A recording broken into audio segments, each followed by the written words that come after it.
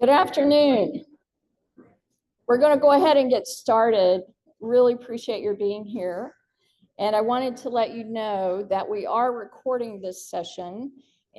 We love to have people here in person, but we really also appreciate Suzanne Fisher coming all the way from Western North Carolina to speak with us.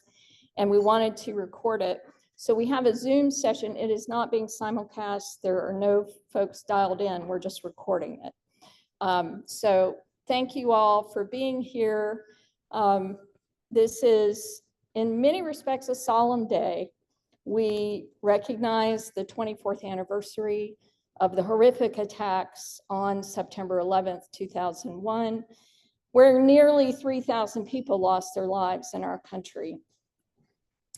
We also have had in the last few days and weeks several school shootings and what appear to be political assassinations and political assassination attempts, not only yesterday, but in the past couple of months on both sides of the political aisle.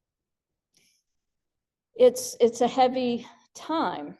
And for those of us who work every day, as I know most of you do, to do what we can where we are to defend democracy, it's a challenging time.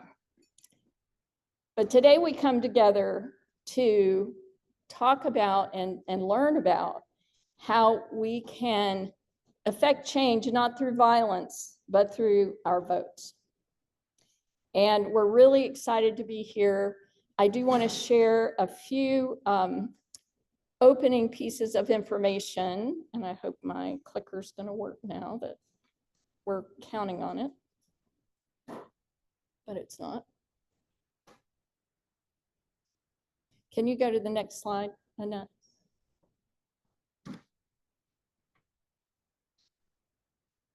We tested it in advance, but of course now it's not working.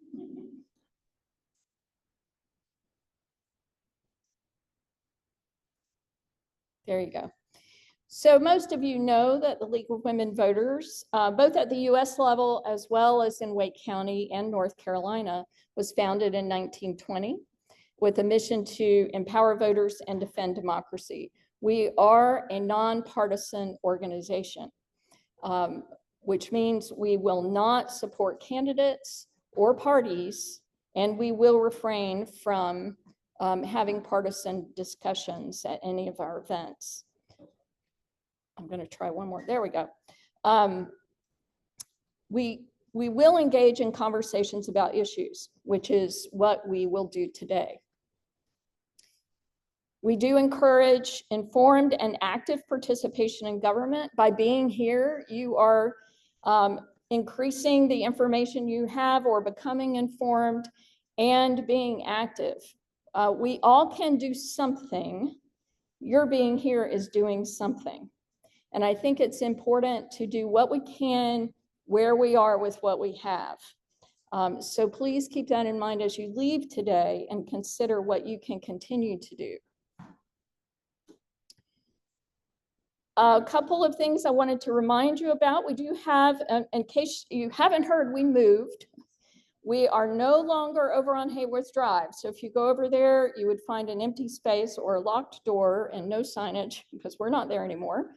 We are just a few minutes from here at 1001 Wade Avenue in the Occidental Insurance Building, which is an historical building, and we were excited to be in an historical space. We are having, thanks to our membership committee, an open house on October the 23rd from 5 to 7 p.m. and we hope that you'll come by. It's a drop-in, so please just drop by at any time during those hours. We're on the lower level. I like to call it, when you go in the elevator, it says LL. I like to think of it as the league level, so you can remember it that way. And right now, we're pretty much the only people on that level, the only group on that level, so it really is our level. So we'd love for you to come. We're very happy about the space. It provides us with a lot more flexibility for actually a smaller office space in some ways, but greater capacity. So you have to come and see what I mean by that. So we can have bigger meetings in our own space, which is great. And it's really easy to get in and out on Wade Avenue, and very easy to get downtown if you happen to be going there for something. A few other events we have going on: municipal elections. So if you don't live in Raleigh, but you do live in Wake County, you have an election this year. So be sure that you know who is up for election and decide who you want to vote for and make your plan for voting. The turnout rate at the last municipal elections was only, I think, 18% in North Carolina. So if you go and vote, it matters even more in these municipal elections. So even if you're in the city of Raleigh, please encourage your friends who are like me in Apex or in Wake Forest or Rollsville or Zebulon. All 11 municipalities outside of Raleigh have municipal elections. Even that tiny little piece of the city of Durham that dips into Wake County, they have a municipal election this year. So we do have some information on the table. We have some flyers you can take home that give links to the Board of Elections that gives you all the information about that. There are very limited opportunities for early voting this year. So if you have folks who are confused about it, really encourage you to have them go to Vote 411. It will be open around October 16th, maybe a day or two before in Wake County, so that people can get all the information they need. In many cases, Vote 411 will point them back over to the Board of Elections, but we want folks to go to Vote 411 so they can get the candidate responses to our questionnaires. And those, Sandy Hutchinson, who's not here today, and that team have been working really hard to get those candidates to respond so that we can get information to voters. So please do check that out. If people aren't registered, the deadline is October the 10th for the Wake County municipals, except for the city of Durham. That's a little earlier. And you notice I've got a note there about the early voting sites. I think the reduction in early voting sites has to do with the low turnout, and the towns that host early voting sites have to pay for that. So Apex, Garner, and what's the other one that's up there somewhere? Apex, Garner, and Cary, thank you, did pay to have early voting, but it's only for 1 week prior to the election. The only place people can go to vote starting October 16th is the Board of Elections, and all that's on that Halloween colored handout that came straight from the Board of Elections. And I think I might have had one more thing. Oh, well, Election Day, of course. And we talked about Vote 411. A few things that are coming up. We do still need some volunteers. You can go onto the volunteer tab on our website. We need volunteers for Vote 411 signs. So we're doing something a little bit different this year. Instead of just putting them at the early voting sites, because there are so few, we're going to put them in heavily trafficked areas in the municipalities that have elections. And Sandy Hutchinson is coordinating all of that, but she really needs help from people who live in those municipalities to put the signs out, to tell us where is a good place to put the signs, keep an eye on them, and pick them up at the end of the voting cycle. So she's got it nicely laid out there in the volunteer space, so you can go take a look. We are having a live candidate forum on November the 9th. So especially for those folks who live in Cary, this is a Cary Town Council candidate forum.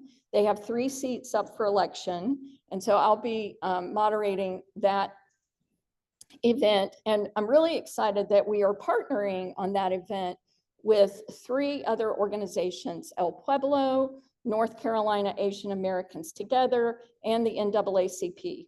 So we're all partnering together along with Christ the King Church, who is our host sponsor. And so that'll be on October the 9th. And October, did I get that date right? Is it October 17th or is it September 17th on the Meet Chat? Yeah. I'm sorry, that's a misprint. So September the 17th is the Meet and Chat Social. I apologize for getting that wrong. I realized when I looked at it, it didn't look right. So that's coming up soon. And then October the 30th, we have our next timely topics, where we'll talk about the impact of federal Medicaid and SNAP changes in North Carolina.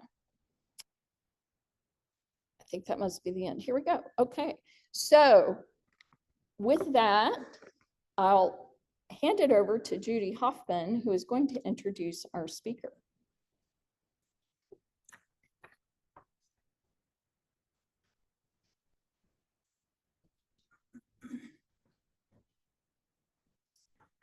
Good afternoon, everyone. At the last national convention, I attended 2 sessions that had to do with the fact that the Electoral College is not working well. And I was impressed by both of them and thought that's why I suggested to the Timely Topics Committee that this would be a good session. We're so pleased to have Suzanne Fisher with us today. She traveled from Western North Carolina, as Gay said, so it's a significant trip, but she was glad to make it, very gracious about it. Suzanne grew up in Midwest Minneapolis and Chicago, earned her BS in zoology at Michigan State University, and a PhD in cell biology at the University of Illinois, Champaign-Urbana. After 2 postdoctoral research appointments at the National Institutes of Health, she turned to the management of grant review and grant receipt referral processes, heading the Division of Receipt and Referral for 15 years. In 2013, Suzanne and her husband moved to the mountains for their retirement home and enjoy living there, traveling in the US and abroad, and spoiling their grandchildren. Her volunteer activities have included multiple library groups, historic preservation groups, property owners association committees and board, and the League of Women Voters. Suzanne is currently the president of the Asheville-Buncombe County League, secretary of the League of Women Voters of North Carolina, and leader of the election of the president by popular vote action teams for both Asheville-Buncombe and all of North Carolina. She's on the steering committee for the National Popular Vote Network and encourages leagues all across the country to work for enactment of the National Popular Vote Interstate Compact. Please welcome Suzanne Fisher.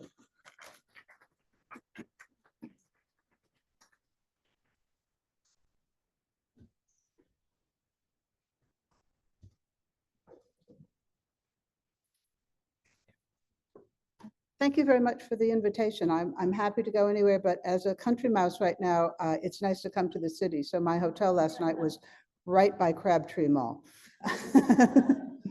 If I could have the next slide. Oh, I should be able to do it. We'll see.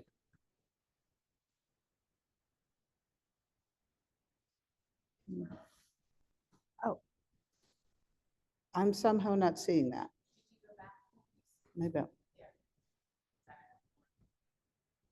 It's not quite, well, I can just show you just so it'll be easier. Yeah. Annette, it looks like it's not showing in the Zoom. It's still showing my last slide in the Zoom. You probably just need to change it. Oh, I see. Yeah. So that should work. Is that the slide that you intend? Yeah, that's okay. So that's but, forward and that's back. Yeah, that's what I thought, but I'm still not seeing it. She's doing it. She's gonna okay. Fix it in. I'll just say with Gail's remarks, there are a lot of similarities to what our league is doing. We're having a citizens initiative presentation next year, and we are, well, we were founded in 1947, so we're sort of new kids on the block here.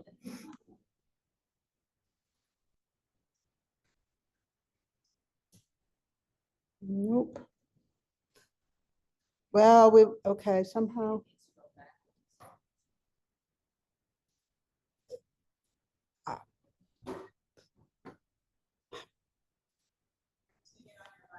No, I'm not seeing it on my laptop, which is why why don't you just go to the land acknowledgement and maybe I'll just have you do it? though it's a little, I would like, maybe if you advance it one, then it'll work.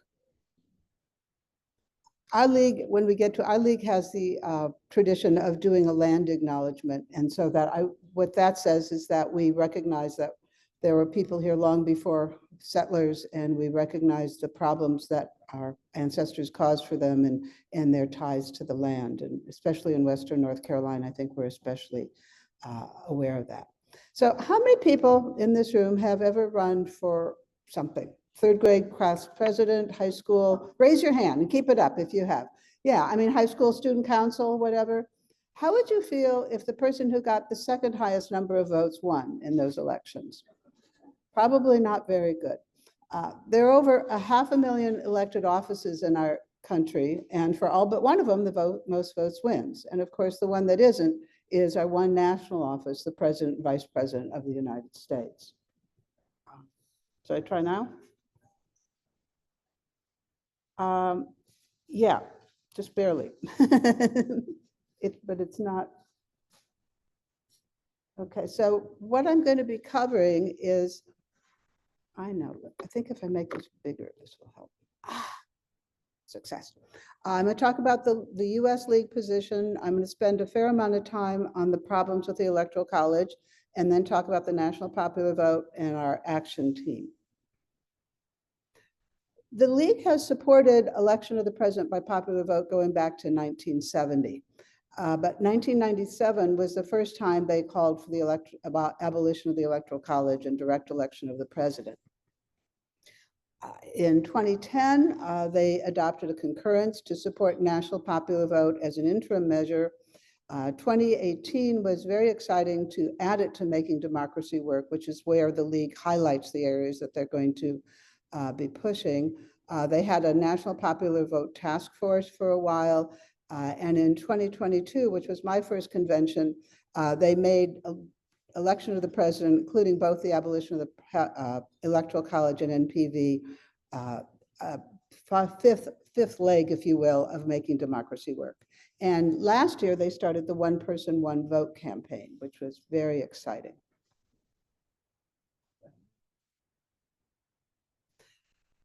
And this has 3 points. One is to engage, educate people about the problems of the Electoral College, to talk about the Electoral Count Reform Act, and they put a real stake in the ground to pass the National Popular Vote Interstate Compact by 2028. And those of us who are working on that part of it, we're really excited about that. Okay, so I covered this about who wins. And I'll go back to the Constitutional Convention of 1787. Philadelphia in the summer, it's hot, they're wearing wool. They actually started by thinking they would just rework the Articles of Confederation, which we had had since the end of the Revolution. But after over a month, they decided that wouldn't do. And then in a very short period of time, they wrote our entire Constitution that endures to this day. They put election of the president into the Committee on Postponed Matters. Not a very encouraging thing. I think people say, well, everybody knew it was going to be George Washington. And as far as they knew, it would be George Washington as long as he lived, or maybe they were embarrassed to talk about it. But they took 30 different votes on popular vote, state governors deciding, state legislators, Congress, or electors. The popular vote lost by 1 vote at one point. So we were 1 vote away from having a popular vote. And in the end, they punted and left it up to the states for Article 2, Section 1 of the Constitution. They established the Electoral College. And all this says is each state shall appoint in manners such as the legislature thereof may direct a number of electors. This is a state-by-state decision. We basically have 51 presidential elections in our country every year, the 50 states in the district. And League of Women Voters people know, but I don't think most people going to the polls know that when you cast your vote for the name for the president or vice president, you're really not voting for that person. You're voting for a slate of electors pledged to that candidate. If you're going to have electors, you have to somehow assign them to the state. So what they decided in Philadelphia was each state would get an elector for each person they have in the US Congress. So every state, big or small, gets 2. They're 2 Senate electors, if you will, and then 1 elector for each congressional district. Well, now you have to set up congressional districts. And that's why we have the census in the Constitution, that we do a census every 10 years and use that to establish our congressional districts.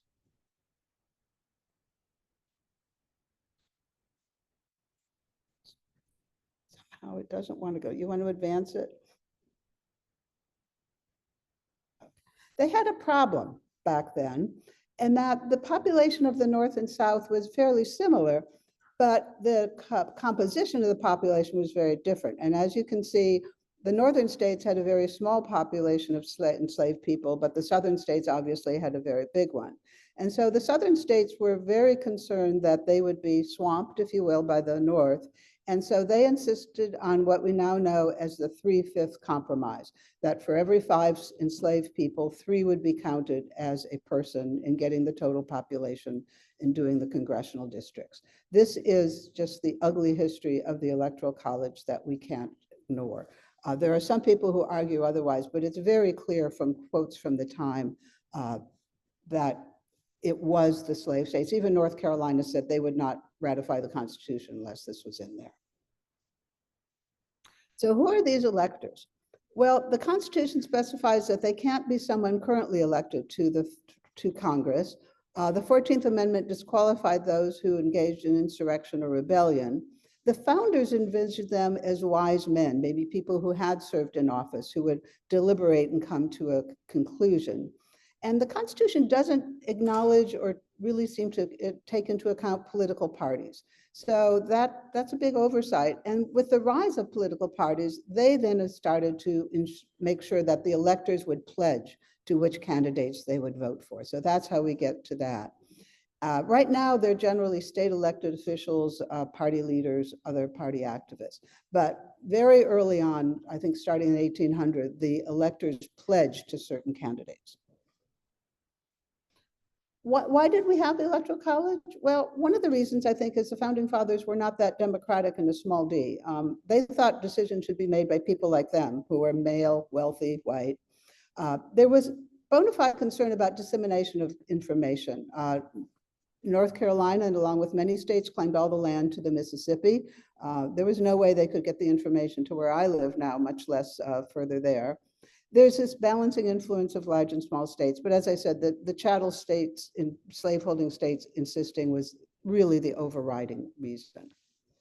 This is the current Electoral College votes. The number of Electoral College votes was fixed sometime in the 1920s, and then 3 added when the district got its limited voting rights. So taking out the 3 for the district, it's 535. 100 of those are the Senate votes, and then the other 435 are distributed among the 50 states. It's a zero-sum game. So in the last census, California, New York, among other states, lost a vote. We gained a congressional district and Electoral College vote in the last time, and we'll see what happens next. And people talk about, should we have more people in the House of Representatives? We won't go there. So what are some of the problems? And I'll give some data for some of these. I've talked about slavery. Not all votes turn out to be equal. Small states have this disproportionate influence. The real big problem is coupled with winner take all, we get the battleground swing state campaigning. We have second place presidents and near misses. There's lower voter turnout in spectator states or higher in the background states. And if no candidate reaches 270 votes, it goes to this very arcane way where the House and Senate will decide who will win. So winner take all. This is basically whichever candidate gets the most votes in a state, whether it's by 100 votes or 1 million votes, they get all the Electoral College votes. 48 states do this. Maine and Nebraska have a system where it's sort of winner take all by congressional district, and then for the Senate votes, it's overall. If it's a gerrymandered state, it's actually a worse situation. So voters in the minority effectively don't have their vote counted. This is not in the Constitution, wasn't in the Federalist Papers. Thomas Jefferson and James Madison have quotes opposed to this. States started using it right away, and then over time in the 1800s, it got to, by the end of the 1800s, all the states did. And as I said, now 2 states have gone the other way. This is a good way to show people that most votes don't count. Another way is a parlor game. Where did Trump get the most votes in the 2020 election? California. and they were all thrown away just because it's such a big population. And we have also in Texas, over a third of the other votes didn't count in that election. Battleground state campaigning. It turns out that most of our states are red or blue. And sometimes there are 10 or 12. There seem to be fewer every round. And this started in 1800 in a very early election. And it's been a factor in many. And we can see the map from 2024. It was 7 states and 2 congressional districts. So what is battleground state campaigning? Well, basically, the people who run the campaigns are smart, and they know there's no point in going to Delaware or Florida or wherever. They want to go where they can, the swing states, the purple states, the ones that they think they can influence. So all their campaign efforts, the events they hold, the media buys, the polling they do, the support they give on the ground is there. Well, the media is going to follow the candidates. So all we hear about in the news is what's going on in the battleground states. They tailor the issues they're going to discuss to what is important. You don't hear them talking much about wildfires compared to fracking or that, because a lot of the wildfire states are either red or blue. They have a disproportionate influence. Not all votes are equal, and we've gotten these second place presidents. What most people, and in North Carolina, we're painfully aware of all of this. I don't think a lot of people realize that this continues during the presidency, and there are more visits to the swing states by the president, vice president candidate, and we certainly see this here. There are double the number of FEMA disaster declarations, which is very important. They still continue to focus on the policies of the battleground states. There's higher discretionary spending for some of the roads and things like that. And I think a second place president just doesn't reflect the will of the people. It just doesn't seem right. But battleground state position is not constant. It changes over time. There was a time when Florida, Ohio, was a big one. Now not so much. So it really does change over time and does seem to be shrinking. This is, depends on how you want to look at it. This shows that basically the last several elections, there's been 11% higher turnout in the battleground states, or a depressed in the spectator states. And when the people in the spectator states don't go to vote, they're not only not voting for president, they're not voting for governor if it's that year, or the Senate, or the General Assembly, or their city, or whatever. It's just bad for democracy overall. Second place presidents. We're lucky enough to have lived through 2 out of the 5. And we all remember going through that. And they've been, by a relatively small number of votes or a large number of votes. There have been 17 near misses overall, and a near miss is where just a change in a small number of votes in a few states could swing it. In 2020, we heard over and over about the votes in Wisconsin, Georgia, and Arizona, and how few. I mean, really, you can look at it, the Electoral College pinpoints where you should try and call voter fraud or recounts, or it really lets you know where the tight situations are. It can go either way.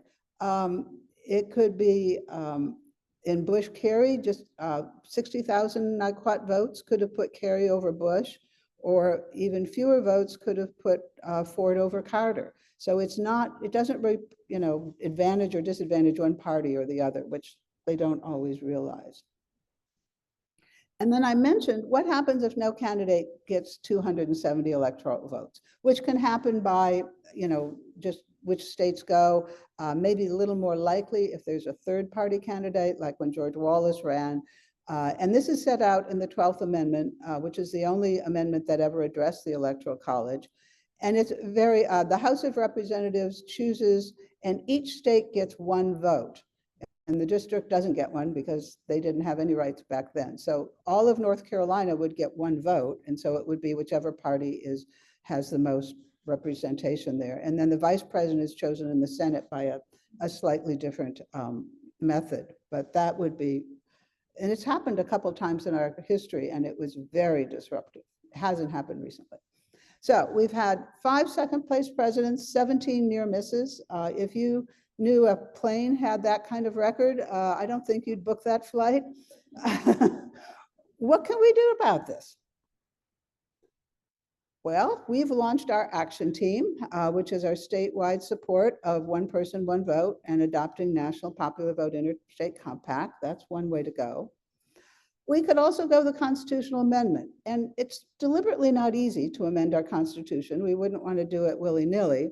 You have to have a 2/3 vote in the US House and Senate and ratified by 3/4 of the states.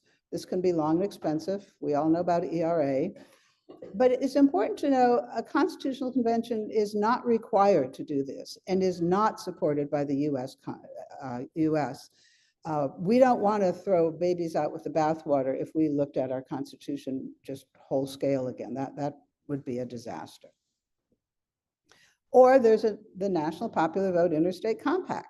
This is state-based because how the electors are instructed is a state power. It was begun in 2006. It's not a reaction to very recent events. It's both nonpartisan and bipartisan. They have people from both sides of the aisle on their advisory committees. It's been endorsed by a whole bunch of groups. I've just listed a few of them. The League of Women Voters, NAACP, Common Cause, just all kinds of groups. And this book here, Every Vote Equal, this is the Bible. It's basically a doorstop. They have sent them to many league presidents and all that, but this has all the documentation and all the information you need about the effort. So what is it? It's an agreement among the states to guarantee that the president will be the candidates who receive the most popular votes in 50 states and DC. States replace their current winner-take-all or their other way of voting with a new law that says they will award their Electoral College votes to the candidate who wins the popular vote in all 50 states and DC, when you add up all the votes in the whole country. Now, joining now is a promissory note, if you will, because it will only go into effect when we hit 270. They're not doing it now, but when we get to 270, which is 538 divided by 2 plus 1, the road to 270, what you need to win, then these states will instruct their electors to vote for whoever won nationally, even if they didn't win in the state. And so they're not just using the total of the states that are participating, it's the total national vote everywhere. This is the elevator speech. It's constitutionally conservative, state-based, nonpartisan, retains the Electoral College and the power of the states to control how the president's elected. It goes into effect when we get to 270, and it will make every vote equal throughout the United States, and every vote in every state will be politically relevant in every presidential election. Add up all the votes, every vote equal, most votes wins. Simple, fair, even your preschooler, I think, would agree with that. What are the outcomes? Well, candidates will have to campaign all over the country. We don't really know what a national popular vote president campaign will look like. I think Nixon was the last one who visited all 50 states, but it's more like a governor campaigning in a state. They try to go to every county. They're going to have to broaden the issues they focus on. They can't just focus on those important to a couple states. Based on what we see now, voter turnout should increase. And again, every vote will be relevant. Where are we? We're pretty close. 17 states and DC have joined, 209 Electoral College votes. Diana said she does 73%. I didn't do the math in my head, but that's got to be close. We only need 61 more votes to reach 270. This is kind of a complicated slide. The green states are the ones that have passed. And orange is that there's been at least one hearing, blue a little bit less activity, and gray the least amount of activity. So what is the status in North Carolina? Well, in 2007, the North Carolina passed the National Popular Vote Bill. This was just 1 year after it was introduced. This was introduced by Senator Chowdhury. And then I guess I got a little discouraged, but 17 and 19, they did introduce it again. These basically died in the Rules Committee. Nothing happened in 2021. Nothing in 2023, it was introduced in the House by a number of people, also just sat. Nothing was introduced in 2025, but, and this just happened yesterday, Amy Odom from ODC and I met with Senator Chowdhury, who's still in the Senate, and he is thinking about, he'll consider introducing it in the short session. Bills on elections can be introduced in the short session. I can even cite you the part of the rules that does it. I looked it up. I mean, he hasn't totally committed, but he's seriously considering it. And Amy and I just floated out of that legislative building yesterday. We were so happy. One thing that is pretty compelling to legislators is support for direct election of the president is increasing. The Pew Center has been doing this for years, and you can see it's diverging in a way that's favorable to us right now. These are all the sponsors of the national popular vote, all the national organizations, and you can see I just mentioned a few, but there are a lot of them. So national popular vote works. It guarantees the president, victory of the president with the most votes. Every vote counts. All states are competitive. It honors the will of the people. It encourages candidates to moderate their positions, and it doesn't require a constitutional amendment. Win, win, win. The right angle here.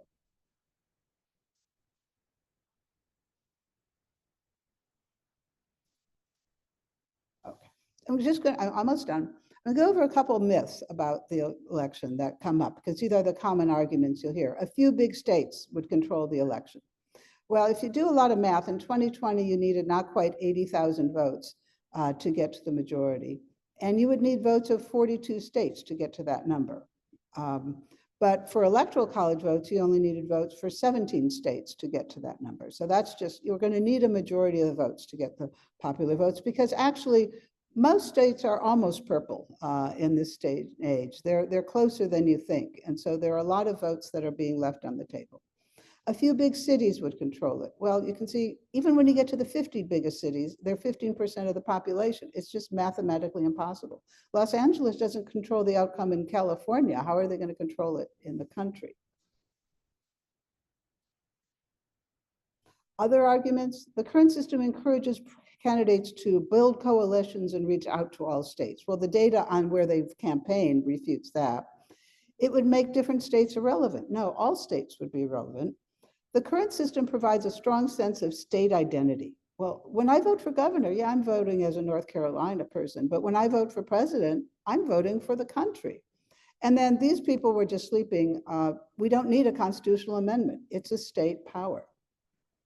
So our action team, we have liaisons identified for almost all of our local leagues. We have action teams in my county and Lower Cape Fear. We're trying to educate league members and the public, encourage local leagues to have an action team, to add it to their program priorities. We're going to be launching a statewide electronic petition for this, pending board approval next week. We'll offer to do briefings for General Assembly members and staff, especially if we have a bill, writing letters to the editor, and creating a statewide coalition of pro-democracy organizations. That's in every state where it's been passed, the league has been a major player. We are the grassroots. We know how to get people out and things like that. And there has always been a coalition of other organizations. So we're calling this North Carolina for National Popular Vote. Maybe not too unusual, but so we have a few. We have the League of Women Voters of North Carolina, Carolina Jews for Justice, Common Cause North Carolina, Winston-Salem Urban League. I just started working on this earlier this summer, so it's going. I think the statewide urban league, I'm talking to the ACLU and a bunch of other, NAACP, we've got 2 people talking there. I think we'll get more. We're just getting started. And I think once we get a few, and Common Cause was certainly a great one to have, it encourages other people to join. And then they will be a way to amplify our petition and things like that. So how can you be informed? Well, the One Person, One Vote, or the League of Voters, One Person, One Vote site has a lot of information. The National Popular Vote site, you could spend days there. They have videos. They have all kinds of myths and all kinds of stuff. They have some pretty cool graphics you can use. If you like to read, these are 2 books I have, and we have a visual here. Everybody who's read the Jesse Wegman book loves it. And so I really recommend that. The Eric Holder book is also very good. It talks not just about Congress, but about the Electoral College and the presidency, but also about Congress and the courts, the Supreme Court system. So that gives you a broader picture. Spread the word. I put things up on our Facebook for Asheville-Buncombe and Blue Sky. We have things up on our website. There's quite a bit on our North Carolina website under the action teams. Talk to friends, people. I mean, when you bring this up, and I'm pretty shameless about doing it at, the grocery line, whatever, at parties. Most people, when you explain this, say, well, that's really genius. It's so simple. Why didn't anybody tell me about this? Why aren't we doing this? It's really not a hard sell. Every vote counts. As individuals, you can write to your legislatures. If we have a bill, really we'll be sending out, sample things you could write or write your own, just what we really need to do now is get this into the conversation and get more and more people to know about it. As I said before, you could form an action team there, add it to your program priorities. If you want to learn how to give a presentation, right now, myself and Ted Fuller in Lower Cape Fear are the most people talking, but we're hoping more people will get there. I'd be happy to talk to anybody and things like that to get you going. If you want to do a deep dive, this is another book, but I love it for this quote, which I will read. The ink on the Constitution was barely dry when detractors began to argue that the complex apparatus of choosing obscure individuals as intermediates to cast a state's electoral vote was unnecessary. That pretty well sums it up.